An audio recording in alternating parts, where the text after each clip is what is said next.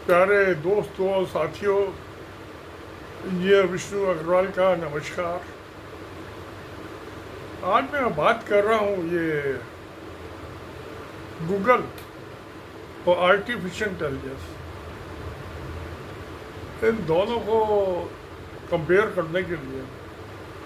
पहले तो मैं गूगल ही यूज़ करता था, 2017 के बाद से तो उसमें सारी किताब बुक्स जो हैं अवेलेबल है।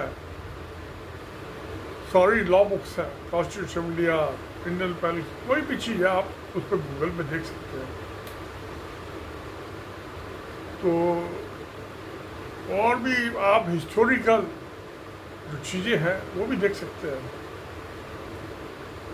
बेशक अब जब आप तैमूर लंग आया था, दिल्ली पे हमला किया था 1310 या 12 में किया था, उसकी भी डिटेल्स पढ़ सकते हैं। जब वो वायरस सहारनपुर होता हुआ, मेरठ होता हुआ, गाजियाबाद होता हुआ, लोनी होते हुए दिल्ली आया था, मेरठ का भी किला तोड़ा था और फतह किया था। जाट लड़ रहे थे वहाँ पे मेरठ में, तो वार्ड सिटी था क्योंकि मेरठ में। आज तो उस वार्ड सिटी का एक ही गेट बचा हुआ है, ख्यालनगर गेट, जिसमें पुलिस चौकी है। बाकी Budhana gate, Delhi gate, Shahpir gate सब टूट गए। शाहपीर गेट का जब मुझे याद आता है, जो नौचंदी के रास्ते जाते हैं हम मेरठ हापुड़ रोड पर, तो क्या था, एक वहाँ पीर थे बहुत बड़े, और वो शाह के साथ नाम क्यों जुड़ गया कि जो बादशाह जहांगीर थे हिंदुस्तान के, जिन्होंने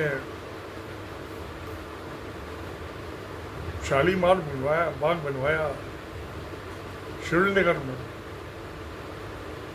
वो एक ये पंचकुला के पास एक वहाँ था, क्या नाम भूल रहा हूँ मैं। उन्होंने 2 शालीमार बाग बनवाए थे जहांगीर ने, 2 बनवाए थे बादशाह शाहजहां ने, उनके बेटे ने, एक लाहौर में एक दिल्ली में। तो उनकी जो नूरजहाँ की जो थी जहांगीर की बेगम, वो वहाँ एक पीर होते थे, उनकी मस्जिद अभी भी बनी हुई है मेरठ में। आप इस सिनेमा से जाएंगे शंभूदास गेट की तरफ को, तो राइट हैंड पर बनी हुई है, और दिल्ली गेट से जाएंगे तो सीधे जाएंगे तो हापुड़ रोड पे वो शाहपीर गेट पे जाके खुलती है। तो गेट का तो पता नहीं चला, टूट फूट गई, तो मस्जिद अभी भी है। अब क्योंकि नूरजहाँ मलकाए हिंदुस्तान जाती थी, तो इसके नाम, पीर के नाम से शाह और जुड़ गया, तो उसका नाम हो गया शाह पीर गेट। वो आज भी है, मस्जिद है खाली। ये सब आपको चीज़ें गूगल पे मिल जाएंगी, पूरा पढ़ना पड़ेगा, आपको टाइम लगेगा। मगर जो ये आर्टिफिशियल इंटेलिजेंस आई है, जो 400 पेज की किताब है, आपको वो 4 सेकंड में पता चल रहा है समरी उसकी, वही इंफॉर्मेशन से। जब नेपोलियन बोनापार्ट ने रशिया के जार अलेक्जेंडर वन को चिट्ठी लिखी, लेटर लिखा मॉस्को पे अपनी फौज भेजने से पहले, वो आपको गूगल में मिल जाएगी, मगर उसको पढ़ने में आपको लगेगा टाइम। आपको ऑर्डर लेटर भी मिल जाएगा, पर आर्टिफिशियल इंटेलिजेंस में वो आपको 2 सेकंड में मिल जाएगी। आपको 1 घंटा पढ़ने की जरूरत नहीं है। सब दास्ताने नेपोलियन बोनापार्ट और जार अलेक्जेंडर वन, शायद 1812 की बात है जो वो लेटर लिखा था। बड़ा क्लासिकल लेटर था वो, उसकी लैंग्वेज भी अच्छा। पहले जो सल्यूट किया था उसने जार को, तो ये तो तहजीब का सवाल है, करना ही चाहिए एक दूसरे को सल्यूट, सलाम। मगर ये आर्टिफिशियल इंटेलिजेंस जो आई है, मैं तो समझता हूँ PhD करने की ज़रूरत ही नहीं है। अब आप ये देखिए, मैं एक एग्जाम्पल देता हूँ बड़ा सिंपल। इंडिया में, भारत में आरक्षण इसकी कहानी कहाँ से चालू होती है? कोई सोचे कि गांधी अंबेडकर जो पैक्ट हुआ था 1936 में, पूना पैक्ट जो कहलाता है, वहाँ से चालू हुई, या जो प्रेसिडेंशियल ऑर्डर था जनवरी 1951 का, वहाँ से चालू हुई? तो मैंने प्रेसिडेंशियल ऑर्डर भी पढ़ा हुआ है, मगर उससे वो उसका हिस्ट्री क्या थी आरक्षण की, वो आपको गूगल पे मिलेगी तो सही, उसमें आपको पढ़ने के लिए 1 घंटों लग जाए। जो कोल्हापुर के महाराष्ट्र में है, शिवाजी के वंशज ने, जो राजा थे, उन्होंने 1902 में सबसे पहले ऑर्डर इशू किया था, क्योंकि महाराष्ट्र में महार बहुत होते और अम्बेडकर भी महार जाति के थे। पता नहीं उस टाइम अम्बेडकर पैदा हुए थे नहीं हुए थे 1902 में। तो पहला जो ऑर्डर था वो कोल्हापुर में के महाराजा ने इशू किया था आरक्षण का। उस टाइम पे पॉलिटिक्स इन्वॉल्व नहीं थी, सामाजिक व्यवस्था इसमें इन्वॉल्व थी कि कैसे दलितों को ऊपर उठाया जाए, हरिजन को कैसे ऊपर उठाया जाए, उनके साथ भेदभाव खत्म किया जाए। खत्म तो नहीं हुआ, कम किया जाए, खत्म तो आज भी नहीं हुआ, 1925 में नहीं हुआ। उसके बाद 1917 में महाराजा बड़ौदा, उन्होंने ऑर्डर इशू किया, और उसके बाद 1921 में महाराजा मैसूर वाडियार जो थे, उन्होंने ऑर्डर इशू किया था। तो आरक्षण की कहानी यहाँ से स्टार्ट होती है 1902 से। और जब उसमें आप देखेंगे ना ये आर्टिफिशियल इंटेलिजेंस पे, AI पे, तो आगे क्लिप लगा हुआ होता है, और क्लिप के जो बॉटम में जो सोर्स होती है, वो सोर्स क्या है, सोर्स तो उसने आपको बता दिया 1 सेकंड के अंदर कि जिस्ट क्या है, मामला क्या है, 1 सेकंड। वो कहते हैं please wait for a second, और 1 सेकंड में आ गया आपको सारा मसाला, हजम कर लो 1 सेकंड में। अब आप पर्दे में उनको 1 मिनट लगाते हो, या 2 मिनट लगाते हो, या 5 मिनट लगाते हो, तो आपको 400 पेज की किताब पढ़ने की जरूरत नहीं है, आपको उसे 4 सेकंड के अंदर।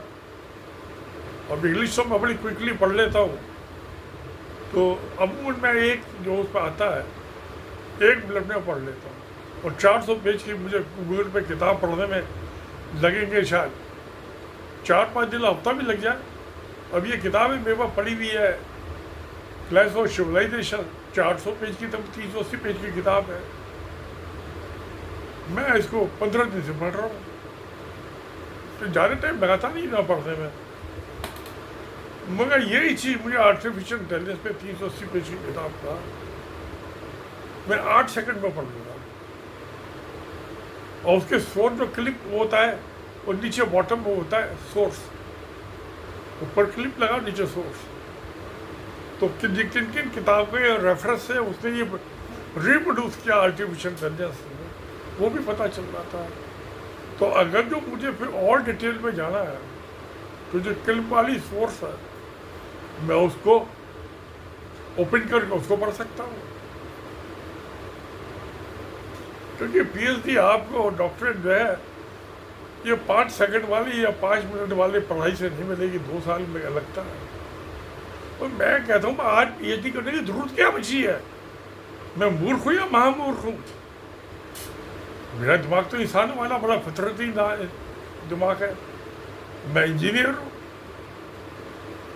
बेशक 20 साल पहले रिटायर हो गया था 60 की एज में, बेशक 82वें साल में लग गया, दिमाग तो मेरा वही है। 18 साल वाले जवान लड़के और लड़की की तरह दिमाग उछलता कूदता है। तो आज जैसे जैसे टेक्नोलॉजी बढ़ रही है, और अभी तो आर्टिफिशियल इंटेलिजेंस की बिगनिंग है, शुरुआत है, एंड नहीं है। तो आज मैं वीडियो बनाता हूँ बहुत से दफ़े मैं मामले को समझने के लिए।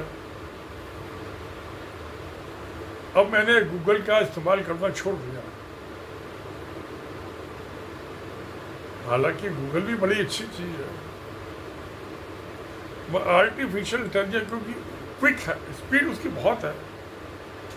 अगर जो मैं ये उसमें एक डालूं कि मुझे इसकी कंपेरिजन चार्ट बना दो, टेबल में फॉर्म में दे दो कि 1902 में कोल्हापुर के महाराजा का ऑर्डर था, उसमें क्या एडवांटेज थे, महाराजा बड़ौदा के उसमें क्या था, महाराजा जयपुर में क्या था, तो 3 मुझे टेबल फॉर्म आ जाएगी मुझे।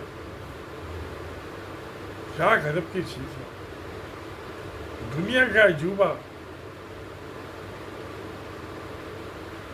तो ये एक बहुत कुदरती चीज़ है। और ताजमहल बनाया था, मैं 2 दफ़े गया था। एक तो सारी रात 12 बजे तक, जब शरद पूर्णिमा होती है, फुल मून होता ज़मीन के सबसे नज़दीक,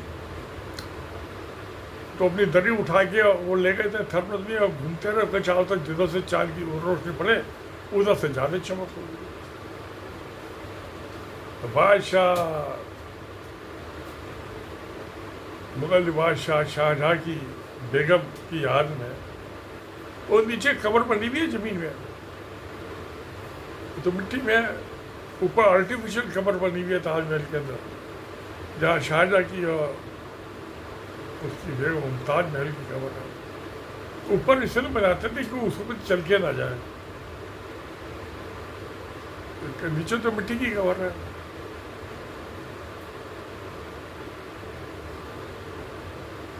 मैं औरंगाबाद में मैंने उसका बादशाह औरंगजेब की भी कब्र देखी थी, ओपन खुली हुई है। पहले एक पेड़ था उसका, उसमें तो ऊपर से घास आज भी दिखाई देती है आपको। बाद में अंग्रेजों ने उसके तब चारों तरफ 2 मार्बल की एक जाली की वो पर्दा वाल बना दी थी, जैसी औरंगजेब ने यहाँ लाल किले पे बनाई थी दिल्ली में, जहाँ से नरेंद्र मोदी जो है पानी पी पी के औरंगजेब को गाली देता, उसी की बनाई हुई दीवार पे खड़े हो गए।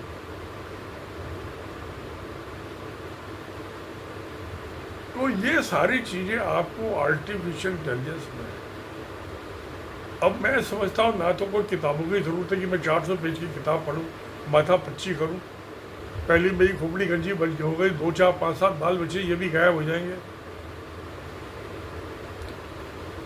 प्यारे दोस्तों, आपके सर पे कितने बाल हैं? मेरे तो गिन तो सकता नहीं, मैं कभी गिने तो है नहीं। अब 81 साल का बुरा हो गया, 82 बार लग गया, पता नहीं और कब तक रहूँगा। और मेरे सर पे कितने बाल रहेंगे ये भी नहीं पता।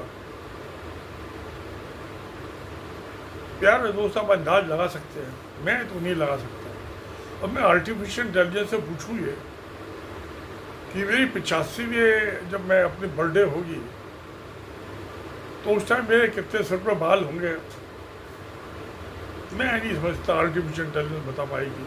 ना गूगल बता पाएगी, ना आर्टिफिशियल इंटेलिजेंस बता पाएगी। हाँ, ये मुझे बताएगी मेरी पेंशन जो है 10% और बढ़ जाएगी, और 70% 80% हो जाएगी, फिर 90 का होगा तो और बढ़ जाएगी। तो बाल कितने होंगे ये कोई नहीं बता सकता, मैं भी नहीं बता सकता। बाल मेरी खोपड़ी पे मैं ही नहीं बता सकता, एक तो मैं गिन नहीं सकता, और मैं कंघा करता हूँ कभी कभी, तो वो पता नहीं चलेगा। तो ये आर्टिफिशियल की जो इंटेलिजेंस, इसकी भी लिमिटेशन है, जैसे गूगल की लिमिटेशन है, इसकी भी लिमिटेशन है। तो लिमिटेशन तो सबकी होती है, ये कौन सी अनोखी बात है? मेरी और आपकी भी लिमिटेशन है, मगर जो speed of flight of humanisation, जितनी स्पीड उसकी है उतनी ही स्पीड आर्टिफिशियल इंटेलिजेंस की है, गूगल की उतनी नहीं। उनमें बुरा पढ़ना पड़ेगा आपको। वैसे मैंने गूगल में देखा कि ये मैं आईपीसी का सेक्शन डालता हूँ तो वो सेक्शन ही रिप्रोड्यूस होता है, पूरे आईपीसी 511 सेक्शन नहीं पढ़ने पड़ते, उसमें नहीं ढूंढना पड़ता ना इंडेक्स में, तो वो अच्छी चीज़ है। मगर उसमें उसकी जिस्ट क्या है, उसके लिए आर्टिफिशियल इंटेलिजेंस मैं आर्टिफिशियल इंटेलिजेंस ये नहीं बताती कि इसमें अगर जो मुझे कन्विक्शन हो रहा है तो सज़ा कितनी होगी और फाइन कितना होगा, कितनी टाइम का इम्प्रूवमेंट होगा जेल की सज़ा और कितना जुर्माना होगा, वो आर्टिफिशियल इंटेलिजेंस नहीं बता पाती। शायद देखता हूँ, कोशिश करता हूँ कभी फिर बता दे तो मालूम करूँगा, सर्च आउट करता हूँ आर्टिफिशियल इंटेलिजेंस यहीं पे। मेरे पास जितनी भी आर्टिफिशियल इंटेलिजेंस है, चाहे ग्रुप है चाहे जेमिनी है, 7-8 है, और मैं कभी कभी कंपेयर भी करके देखता हूँ इन दोनों में डिफरेंस क्या है जो इन्फॉर्मेशन दे रहा है, बहुत माइनर डिफरेंस होता है, मगर गलत नहीं, कोई नहीं कहता कि ये गलत है। तो प्यारे दोस्तों, आर्टिफिशियल इंटेलिजेंस का फ़ायदा उठाइए। मैं कोई एडवर्टाइजमेंट नहीं दे रहा, मैं मुझे उसको कोई इनकम नहीं है, वो तो फ्री है और ओपन सोर्स है, फ्री है, तो मुफ्त में फ़ायदा उठाइए, नाचिए गाइए और कहिए सत्यमेव जयते। नमस्कार, धन्यवाद।